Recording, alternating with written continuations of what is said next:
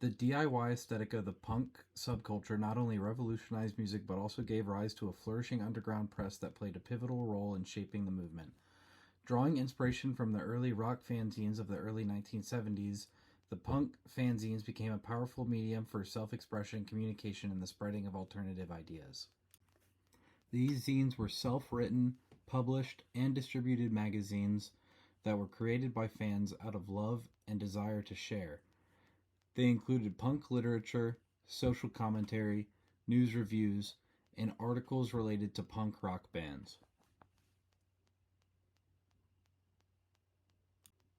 Zines originally started within the science fiction fandom, starting as far back in the 1930s, with the first zine being The Comet, which was published in 1930. These publications were originally called fanzines. Sci-fi and horror were very popular topics for these zines throughout the 40s, 50s, and 60s. In the latter half of the 60s and the early 70s, rock and roll zines emerged, which introduced zines to rock. These starting zines included Crawdaddy by Paul Williams, released 1966, and Greg Shaw's Mojo Navigator Rock and Roll News, released in 1966, and Who Put the Bump, released in 1970. Who Put the Bump by Greg Shaw was perhaps the most influential of the fanzines to cross over from science fiction to rock and roll, and then later to punk rock, bridging zines across all three of these subcultures. The magazine was a departure from the mainstream with its own unique writing style.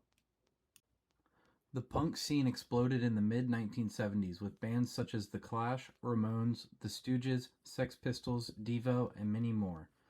Alongside this came the emergence of punk zines that helped create a community and share information about this new genre.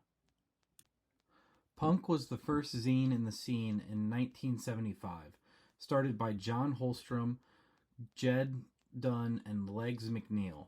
They were influenced by their affection for comic books and the music of the Stooges, the New York Dolls, and the Dictators. Punk published 15 issues between 1976 and 1979. Sniffin' Glue, taking its name from a track off of the Ramones' first album, was a monthly zine dedicated to punk, which was started in 1976 by Mark Perry. Perry would type his thoughts on a plastic typewriter, take them to a local photocopy shop, staple them together, and sell them at gigs. These zines stood as the framework for the scene, as they were the only source to find information. Questions such as, where are shows? Who are decent new bands? Where can we read interviews with punk musicians? Were all answered in these zines, since the mainstream press wouldn't touch these topics. Zines embodied everything the punk scene stood for, doing it yourself, keeping things low cost, reacting quickly to changing culture, and showing that the scene could be self-sufficient.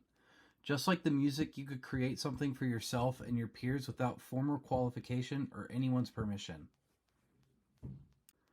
Matt Groening, who later created The Simpsons, started out drawing the comic strip Life in Hell, which he sold in zine form out of a Los Angeles record store he worked at.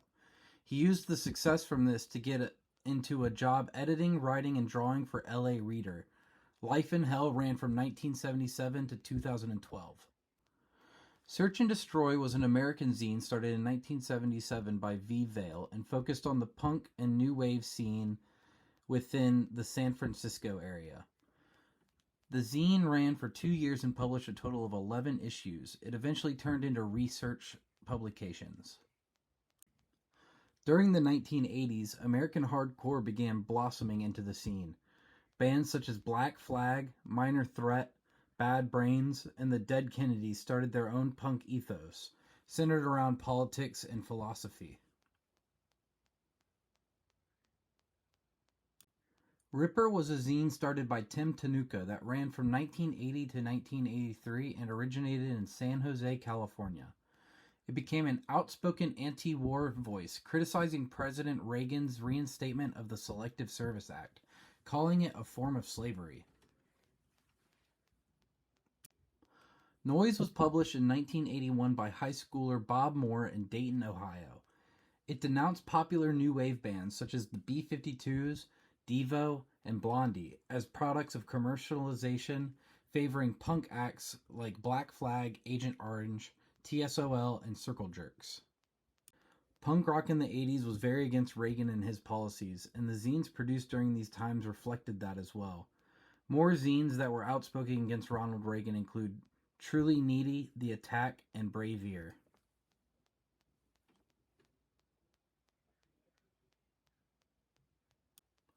Maximum Rock and Roll is one of the most famous American punk publications and is still around today.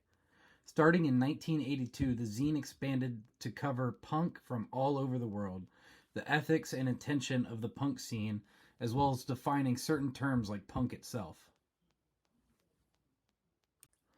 Absolutely Zippo followed the East Bay punk subculture since 1987. It featured contributions from Lookout's Larry Livermore, Operation Ivy's Jesse Michaels, and Green Day's Billy Joe Armstrong. This scene bridged the gap between 80s punk into the 90s. Its run ended in 1998. Riot Girl punk emerged simultaneously as third wave feminism when women had a lot of thoughts and feelings about the world around them but nowhere to express it.